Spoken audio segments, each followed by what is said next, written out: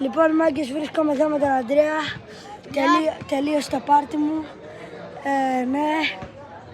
Αυτό ρε μάγκες. Γεια σας. Λοιπόν, παιδιά, έλα. Πάμε να Όλοι φτάσουμε. subscribe.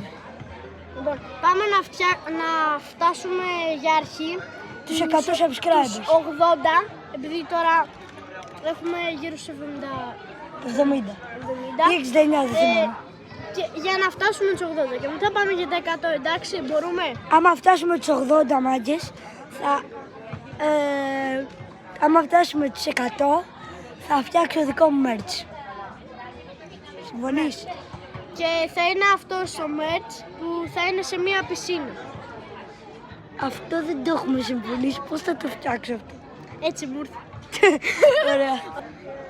Και επίσης ήθελα να πω ότι άμα φτάσουμε τα 80 Subscribers. ναι, θα κάνει ο Κωνσταντίνος πιο cringe βίντεο, εντάξει. Τι λες?